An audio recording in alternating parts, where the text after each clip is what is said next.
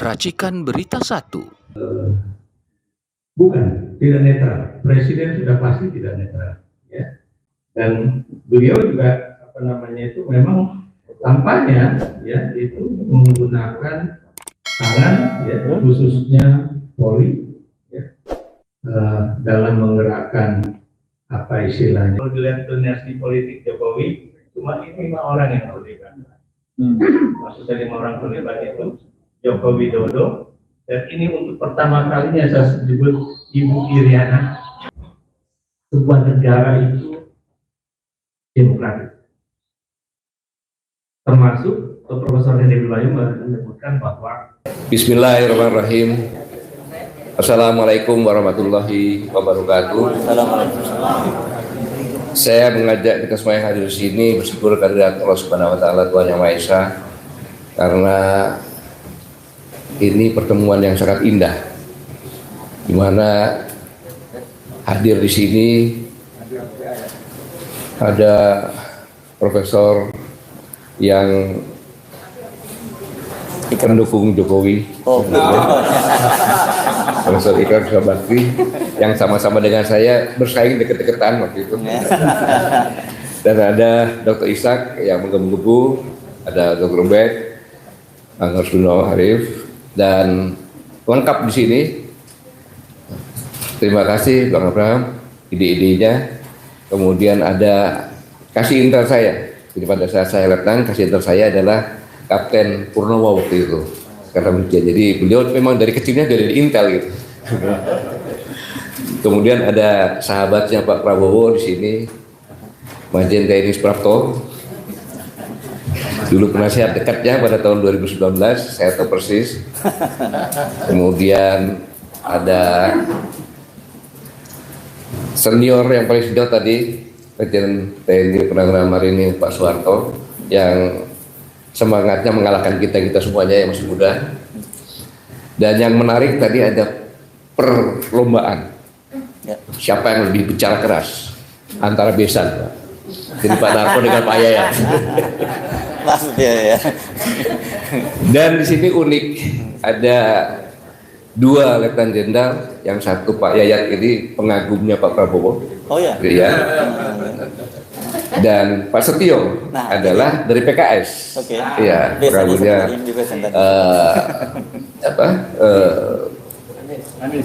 Amin. Pak Anies Baswedan dan Caimin.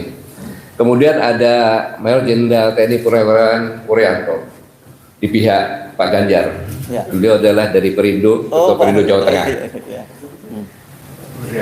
Kemudian ada Letnan Jenderal yang netral, Letnan Jenderal TNI Safril. Dan banyak lagi, khususnya adik-adik kembarannya Gibran, kan? Yang satunya jalannya bengkok-bengkok, yang ini lurus tegak lurus gitu. Cuma judul ini perlu dikoreksi seperti Pak Toto bilang, ya, dari yang tadi. Tapi sebelum itu saya katakan, adik-adik kita ini kalau saya bertanya sama adik-adik, dia bilang, kamu mau jadi apa kalau udah lulus? Cari kerjaan susah gitu. Sangat susah. Saking susahnya, seorang presiden pun nyari kerjaan untuk anaknya. Susah cari kerjaan. Loh, ini dari mereka yang bicara itu. Kami mau kemana kata Yoga?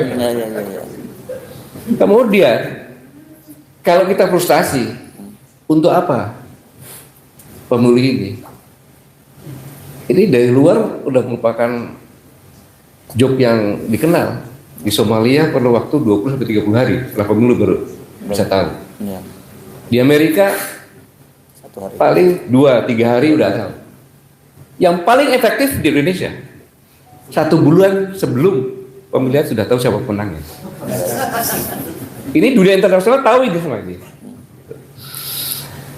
Tetapi saya terpaksa mengajak ketawa karena saya sedih dan marah ketika saya membaca hasil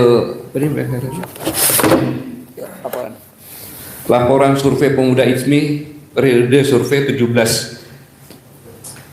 sampai dengan 27 Desember 2023 di wilayah Sumatera. Dari survei ini ditanyakan kepada responden yang jawabannya adalah 90,4%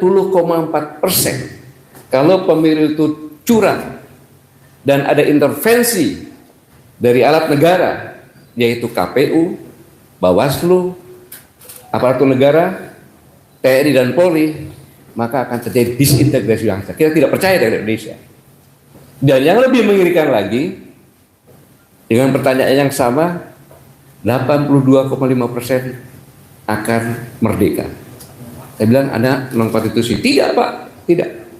Baca sejarah bahwa 43 kesultanan dan kerajaan memberikan mandatnya kepada Indonesia agar persatuan itu lebih besar.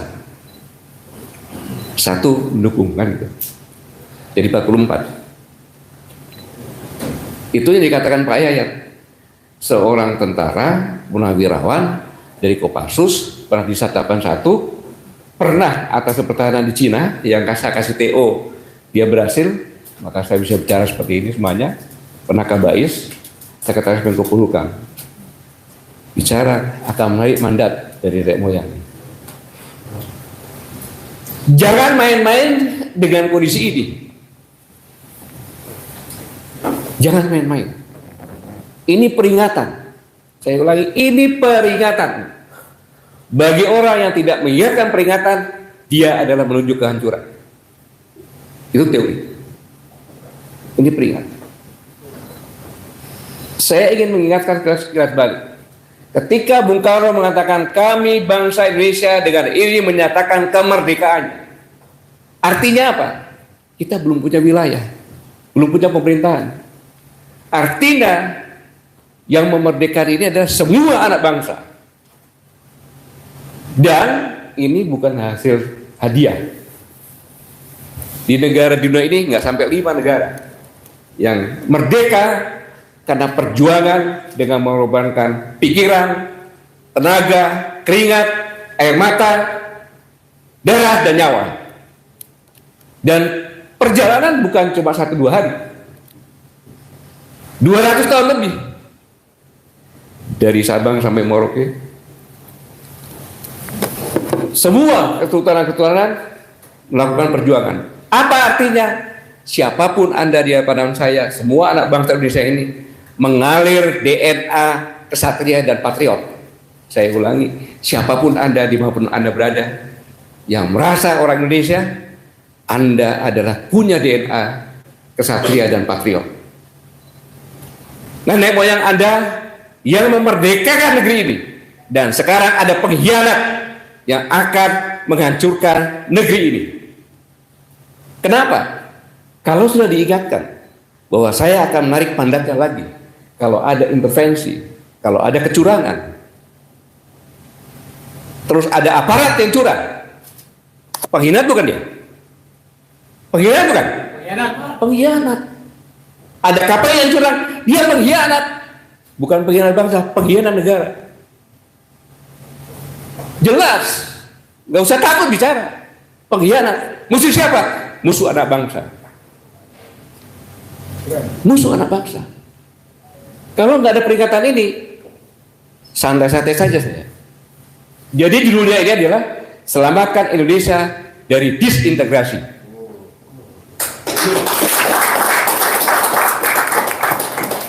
Jelas, saya tidak sudah menjelaskan. Mulai undang-undang yang dirubah menjadi PJS sekarang ini, ya kan? 60% kurang lebih. Apa artinya? Sudah dipersiapkan sejak awal. Sedikit saya buka. Profesor tadi menyampaikan bahwa ada 5. Saya bilang, kenapa ibu-ibu? Setelah saya browsing ternyata dari bocor arus mengatakan, iya, sejak Januari sudah mengatakan bahwa nanti dukung Prabowo Gibran. Sejak Januari. Dan saya tanya keliling-keliling, ada tim saya mengikuti keliling, begitu di Riau, Aceh saya kirim orang, kemudian saya kirim lagi ke sana, bocor arus sudah merayap. Mereka, saya tidak rela bahwa negara ini hanya akan dimiliki oleh 5 dalam satu keluarga itu. Itu yang menyebabkan di Sumatera itu akan menarik mandat. Jadi saya ulangi bahwa siapapun yang ikut cawe-cawe, tidak adil, dan intervensi, siapapun juga dia adalah pengkhianat bangsa. Dan saya minta seluruh rakyat Indonesia sebagai pemilik negeri ini jangan takut. Siapapun juga. Dia contohnya Babinsa, pakai baju Babinsa, bajunya toh Babinsa. Kalau dia ikut cawe-cawe, berarti dia pengkhianat dalamnya. Kapolsek seterusnya sampai ke atas, TNI seterusnya sampai ke atas, kepala desa, camat terusnya ke atas. Kalau ikut cawe-cawe, memaksa, ada orang minta kartu keluarga, jangan kasih. KTP jangan kasih, data kita kok. Apalagi nomor rekening. Jangan takut. Jangan takut. Untuk itu kita perlu persatuan. Saya tidak mau hanya cuma ngomong-ngomong saja. Selama ini kita ngomong nggak ada gunanya. Tapi kita harus mengambil langkah. Langkah nyata. Maksud saya saat sekarang ini saya katakan Indonesia siaga menghadapi pengkhianat negara. Lalu apa yang kita lakukan? Buat posko-posko, pos kamling ganti itu siaga, Indonesia siaga. Di situ pasang fotonya Anies Baswedan, Caimin, pasang Pak Ganjar, Pak Mahfud, pasang Pak Prabowo, Gibran. Tidak berbicara tentang kontestan, tetapi kita mengawal tidak ada yang curang, tidak ada yang intervensi. Saya harap bagi yang mendengar ini segera bentuk, segera bersatu di tingkat desa, kecamatan, kabupaten, provinsi, ajak semuanya. Di desa ajak kepala desa, ajak Babinsa, ajak Babin Kaptipmas, karena mereka semua adalah alat negara. Tidak ada lagi pejabat yang menyampaikan apa-apa. Itu pakai menyampaikan harus meneruskan apa-apa bunganya. Pejabat negara tidak boleh bicara seperti yang Pak Ikrar sampaikan tadi. Kapolri bicara itu tidak sepantasnya. Karena apa? Seorang Kapolri bicara di ruang publik itu adalah perintah. Dan perintahnya tidak jelas, multitafsir bagi anak buahnya. Ini yang berbahaya.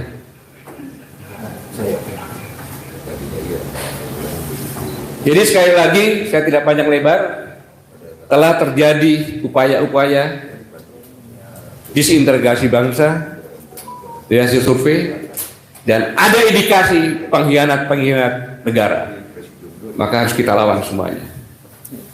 Jangan takut, apa yang kita lakukan dengan tekad menyelamatkan negara ini dari perpecahan. Ingat Uni Soviet, hanya perbedaannya paling 3.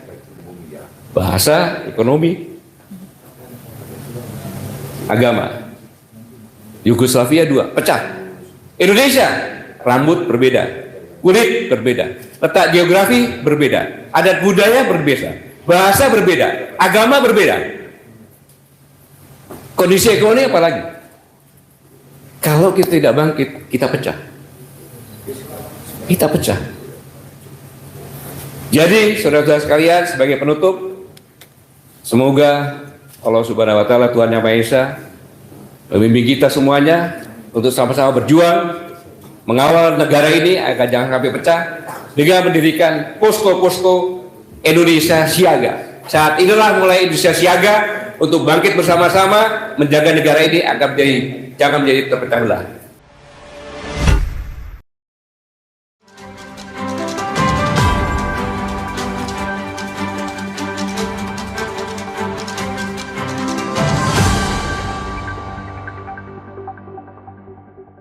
Racikan Berita 1.